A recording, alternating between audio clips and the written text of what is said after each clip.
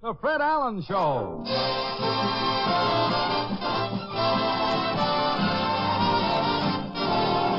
The Fred Allen Show with Fred's guest, Henry Morgan, Fulton Hoffman, Minerva Pius, Peter Donald, Parker Finley, the DeMarco sisters, and Al Goodman and his orchestra. Mr. Allen! Portland.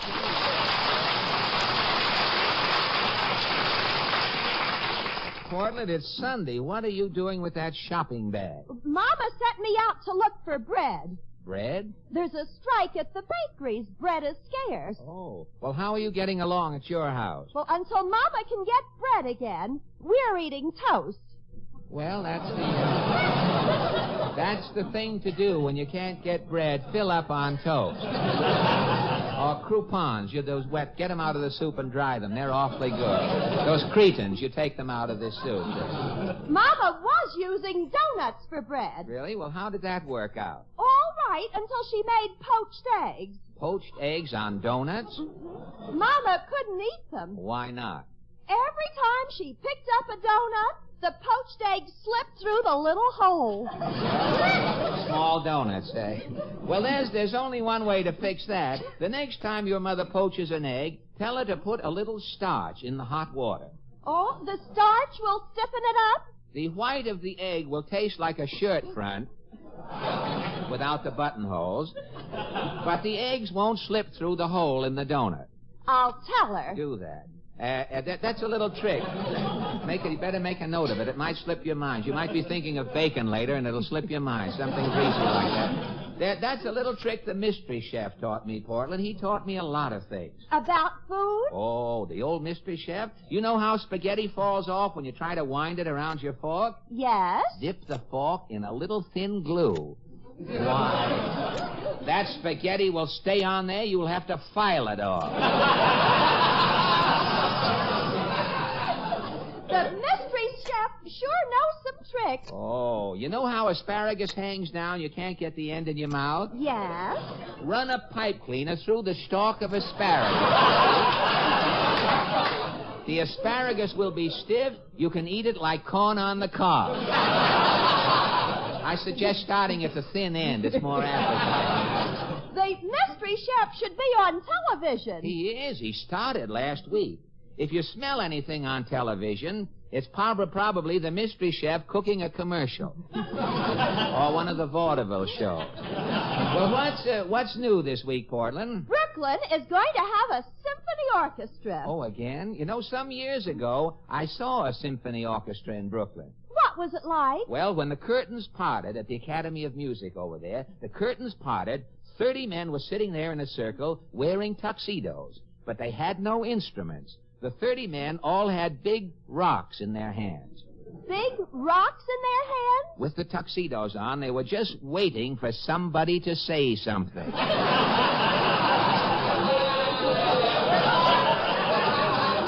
Well, I guess I'll get my paper, Portland. Oh, I'm coming, too. Sure, come on, let's take a walk down Main Street.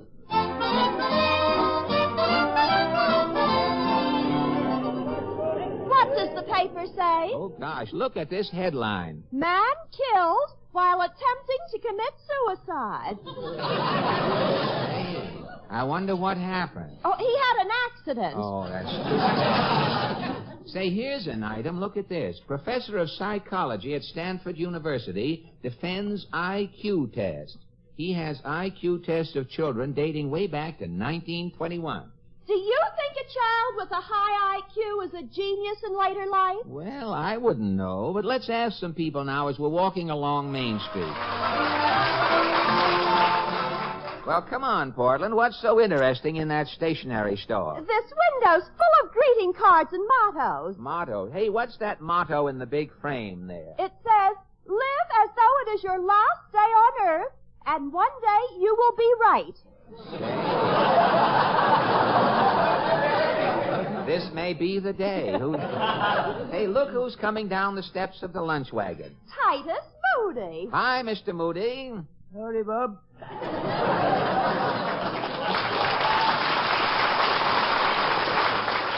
I just saw you coming out of the lunch wagon. Yeah, I was in selling the chef some eggs. Oh, I see. Every day I sell him 13 eggs. Well, good. I got 12 hens. They lay 13 eggs. Well, how come? One of my hens stutters. Well, tell me, Mr. Moody, do you think the child with a high IQ turns out to be a genius in later life? Oh, I don't hold with too much learning. No? No. Learning's all right for them that wants to make a living setting down. But you think an education is a liability? It ain't always the smart person that's bringing home the most bacon. Well, how do you mean? Well, now, there's an ignorant cuss around town called Dopey Dan. Yeah? He ain't never been to school. Dan's an ignoramus, eh? He was born left-headed. Yes? When Dopey Dan puts 2 and 2 together, he's just got 4 ones. Uh-huh. But Dopey Dan's got 15 kids, and he's on relief. I see. Well, last week the town said Dopey Dan had to go to school. Had to go to school, eh? Yeah, so the school teacher is teaching him to be as smart as she is. Well, it's a waste of time. Waste of time? For teaching school, the teacher is getting $40 a week. Yes? For being on relief with his 15 kids, Dopey Dan is getting $110 a week. So long, though. So long, Mr. Moody.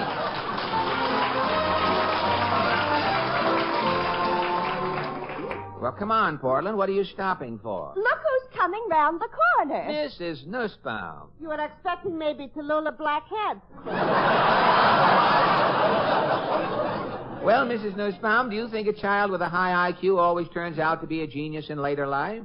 Life to a person is like a day to a weatherman. Who knows how it is turning out? You think life is a gamble? 40 years ago, I am knowing 2 brothers, boys. Yes? One they are calling Jake the genius. Yes? One they are calling Max the moron. Uh-huh.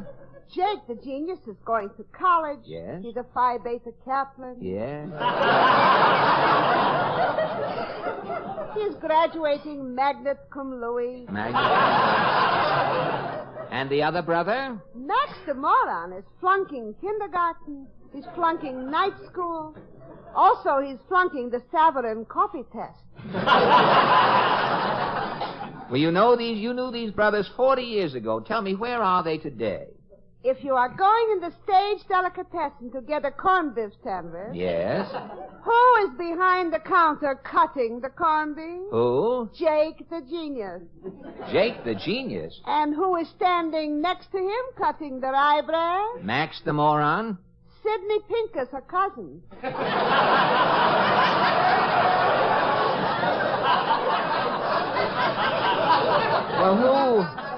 Well, who owns the delicatessen? Max the moron. Oh, good night, Mrs. Nussbaum. Say, look, Portland, this new place just opened on Main Street. Who is the man with the long black coat and the sad face standing in the doorway? Say, he's a stranger. Perhaps I can help him, Portland. Pardon me, sir. Is there something I can do for you? I am Digby Odell, the friendly undertaker.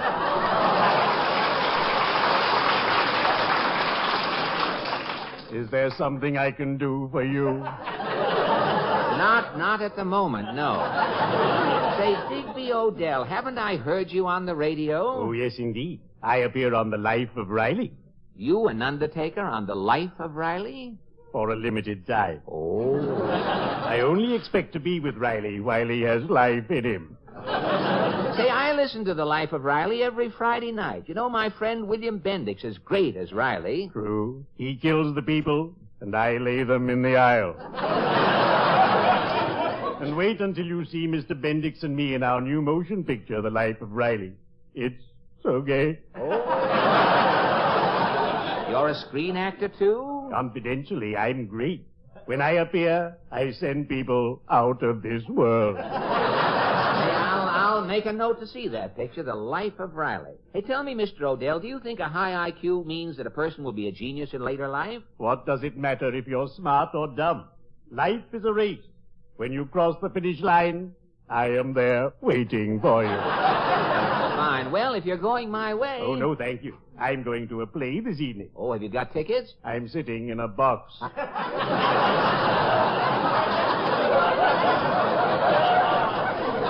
I'm looking forward to seeing this play. I know I'm going to enjoy it immensely. What is the play? Death of a salesman. Well, cheerio, Mr. Allen. I'd better be shoveling off. Goodbye, Digger. The Main Street is mobbed tonight, Portland. Look who's crossing the street. Who? Earl Wilson. You know Earl Wilson, the famous columnist of the New York Post. Hi, Earl. Fred, you're just the man I want to see. You need a couple of jokes for your column, eh? Yes, but I'll get around to that later. What's on your mind right now? Well, Fred, every month Radio Best, that's the radio and television magazine, gives a Silver Mike Award for an outstanding contribution to the advancement of radio or television. So? So this month, Radio Best is asking me to present you with the Silver Mike Award. Well, Earl, you're not going to, You're not going to read a long speech from that paper. Well, no, Fred, but the editor has written a few lines for me, and it says here, quote, when Fred Allen made his first broadcast in 1932, O.O. McIntyre said his voice sounded like a man with false teeth chewing slate pencils. After 17 years on the air, Mr. Allen has proven to the satisfaction of all that his bite was pretty good for a man with borrowed dentures. A sworn enemy of trivia, frauds, and the smug, Fred has never hurt anyone maliciously. His respect for the listener is inherent in the brand of adult comedy he has brought to radio. Radio Best takes pride in presenting his Silver Mike to a guy who will never tarnish, to a comedian who has enriched the listening pleasure of America's millions, Fred Allen.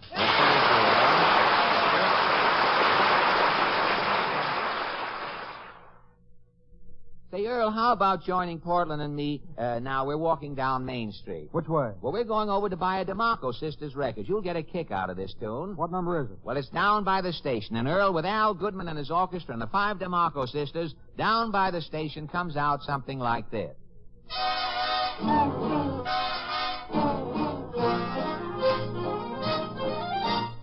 This is for the people who never rode the train, whether in California or even up in Maine.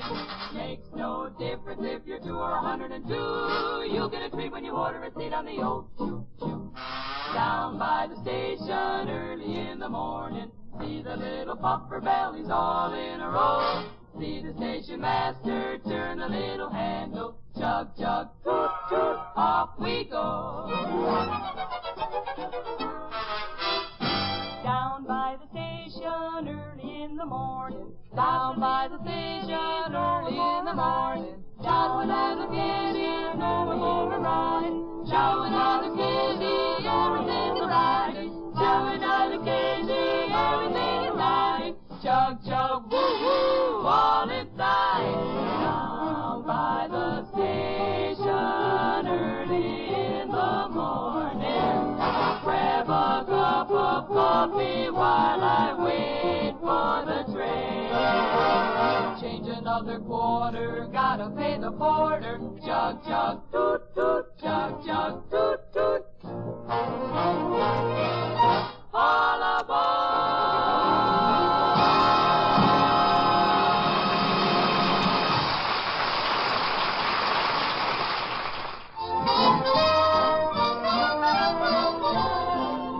Say, look, Portland, a new pawn shop just opened up on Main Street. Oh, that used to be a butcher shop. No kidding. Uh-huh. The butcher took in the pawnbroker as a partner. You mean it's a pawn shop and a butcher shop? How do you know? Well, on the sign outside, there are 3 meatballs.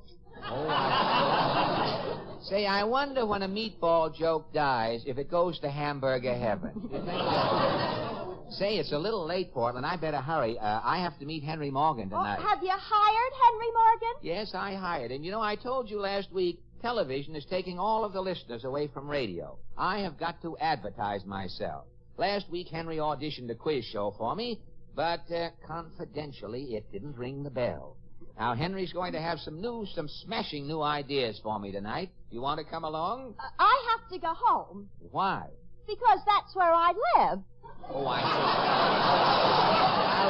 I'll see you later, Portland. I'll be late for my date with Henry Morgan.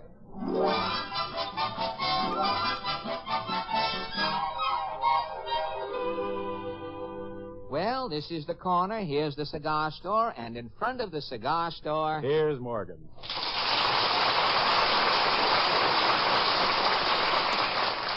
Well, Henry, I guess you're ready. You're bubbling over with new ideas for my program. Got a couple.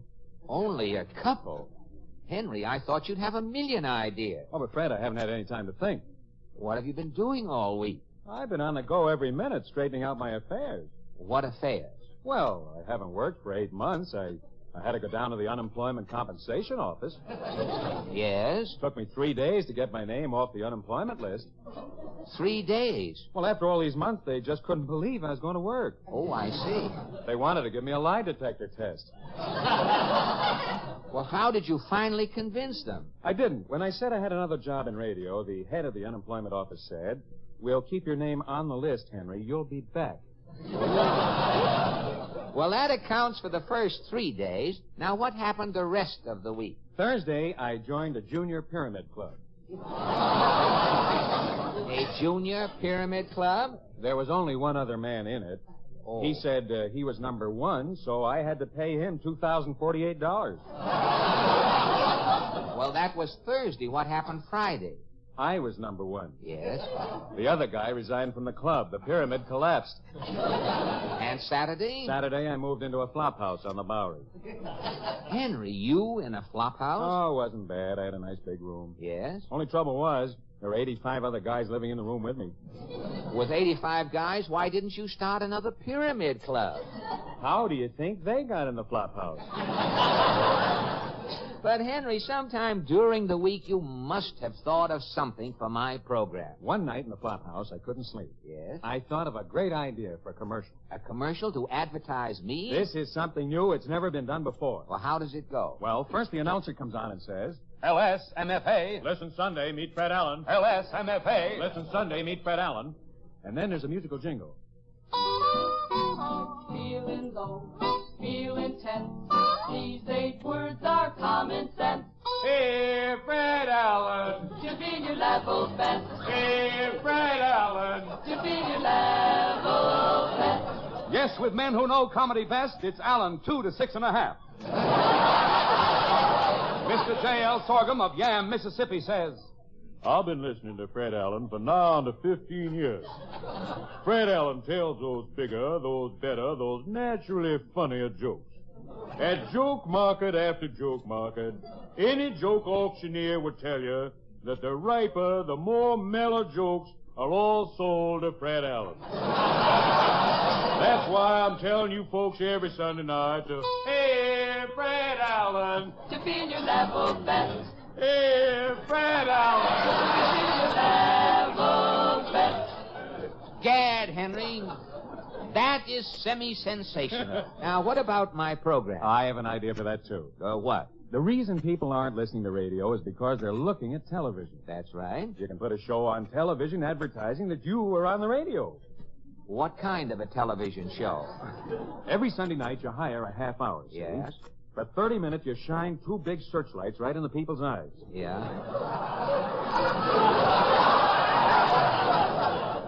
After you do that, you see, they won't be able to see anything on television. They'll have to listen to you on the radio. Well, that will work on one channel, but what about the other channel? There are millions of people with television sets who listen to radio during the day. I know, I've heard that. And what do people listen to during the daytime? Soap operas. Henry, you mean? Fred, you've got to get a soap opera. But where? I have an idea for a soap opera. It's called Just Plain Fred. Just Plain Fred. It sounds great. How does it go? Well, the program opens with organ music.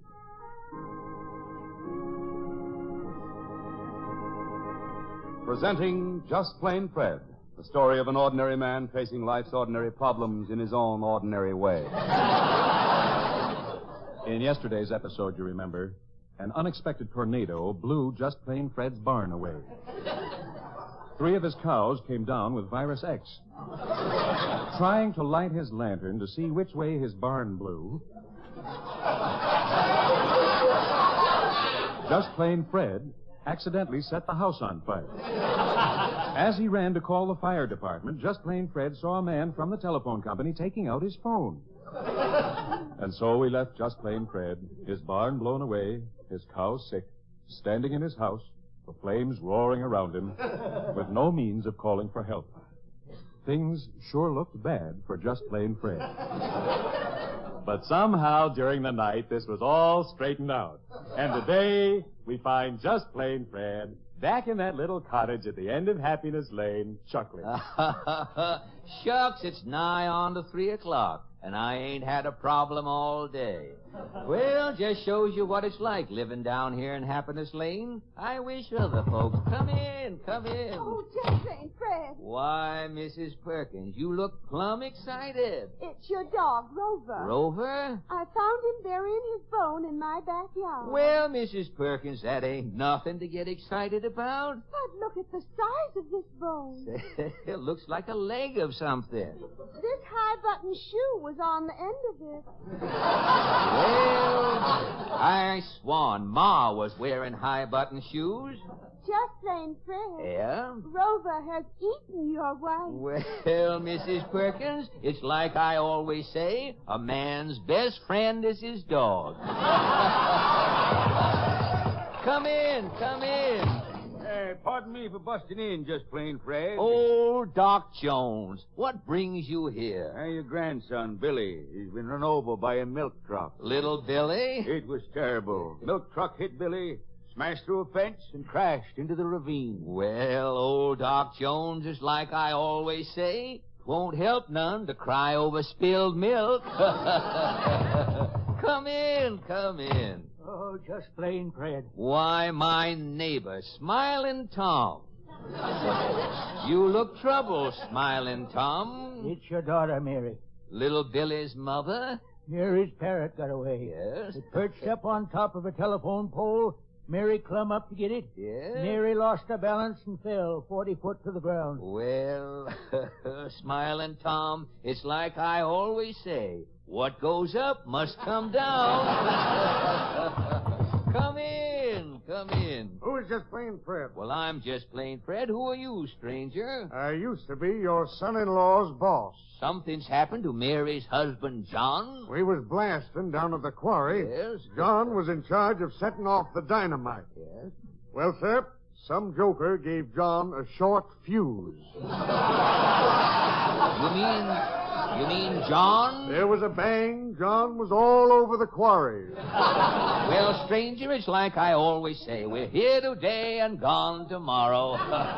Lorky me, Just Plain Fred. Yes, Mrs. Perkins. I ain't never seen so much grief. Grief, you say? In the last 5 minutes, you've lost your wife, Yes. your daughter, your daughter's Yes. husband, and your little grandson, Billy. I know, Mrs. Perkins. Well, all you've done is sit there and spout proverbs. Well, I'm a philosopher, Mrs. Perkins. When you lived as long as I've lived. You've lived too long, Just Plain Fred. Mrs. Perkins, what are you aiming to do with that gun?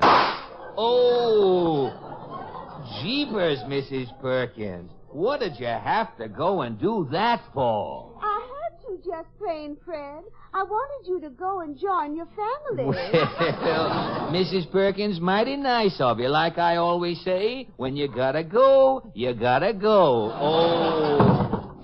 And so ends another episode in the life of that lovable old philosopher, Just Plain Fred. Right now, it looks kind of bad in Happiness Lane. Just Plain Fred is lying there on the floor dead. But somehow, during the night, everything will be all straightened out, and Just Plain Fred will be back again tomorrow. See you then.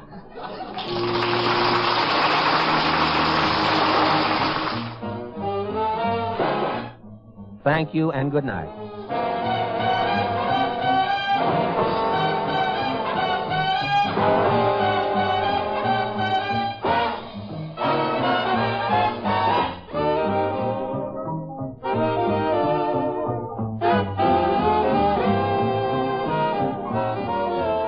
The Fred Allen Show was originally released by NBC, the national broadcasting company, and came to you through the worldwide facilities of the United States Armed Forces Radio Service, the voice of information and education.